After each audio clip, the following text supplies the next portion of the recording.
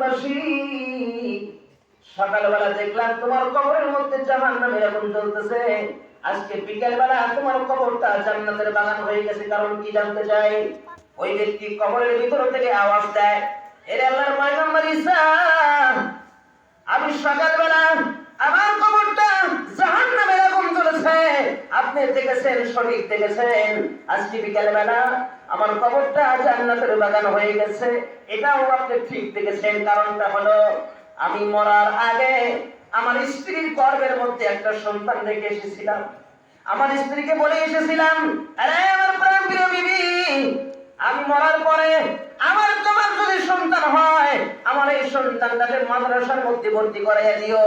আমার ওসিয়ত অনুযায়ী আমার স্ত্রীর গর্ভে থেকে যখন একটা সন্তান হয়েছে, ওই সন্তানটা আমার স্ত্রী মাদ্রাসার মধ্যে ভর্তি করে দিয়েছে।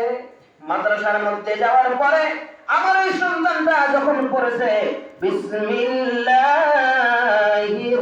রহমানির রহিম, আমার সন্তানটা যখন বিসমিল্লাহ বলেছে, বিসমিল্লাহ পড়ার কারণে আমার আল্লাহ রাব্বুল আলামিন আমার কবরের আযাবকে মাফ করে দিয়েছে। আল্লাহর পয়গম্বর ঈসা আমার সন্তান মাদ্রাসার মধ্যে যায়, শুধু বিসমিল্লাহ বলার কারণে আমার আল্লাহ ডাকতে বলেন, ফেরেশতা যা জলদি করে যাও, আমার এই ব্যক্তির কবরে আযাবকে মাফ করে দাও। কারণ তার সন্তান মাদ্রাসার মধ্যে যায় বিসমিল্লাহির রহমানির রহিম বলবে, আমাকে দয়ালু বলবে, আর তার পিতাকে জাহান্নামে রাখবো? কখনোই হতে পারে না। সন্তানের বিসমিল্লাহ বলার কারণে পিতার কবরের আযাব আমি মাফ করে দিলাম। এইরকম একজন কোরআন পড়নেওয়ালা সন্তান দুনিয়াতে রাখা দরকার আছে না?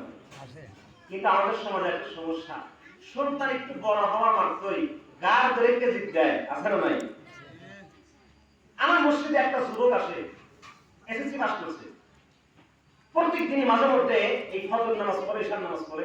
একদিন ফজর পরে আমি জিজ্ঞাসা করলাম, বাবা তুমি তো প্রত্যেক দিন ফজর নামাজে আসো, যদি সূরা ফাতিহা একটু বলো তো।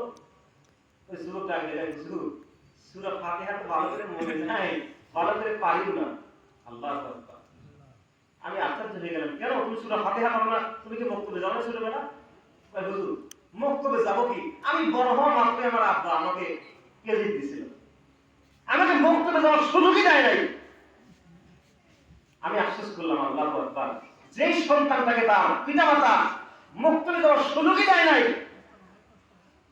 তাকে কোরআন শিখার কোনো সুযোগই দেয় নাই, অথচ সেই ব্যক্তি এখন এসএসসি পাস করছে, কোরআন পড়া জানে না। এই সমস্ত সন্তান যদি মারা যায় তাহলে কিয়ামতের দিন জাহান্নামী হয়ে যাবে, আর জাহান্নামে কখনোই সে একা যাবে। কোরআনের মধ্যে আল্লাহ বলেন, ভালো করে শুনেন, যখন কোন সন্তান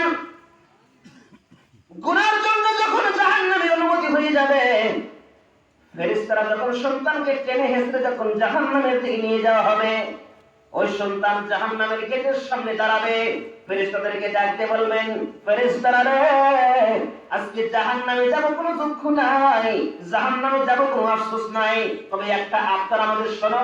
ফেরেশতারা ডাকতে বলেন, কি আবদার? ওই সন্তানটা ডাকতে বলেন, আরে ফেরেশতা, আজকে জাহান্নামে যাব কোনো দুঃখ আমাদের নাই, কোনো টেনশন আমাদেরকে নাই, কিন্তু একটা দুঃখ আমাদের, আজকে জাহান্নামে একা একা আমরা যাব না। ফেরেশতারা বলে, কেন একা একা তুমি যাইবা না? ওই সন্তান ডাকতে বলবেন, ফেরেশতা রে, আজকে আমাদের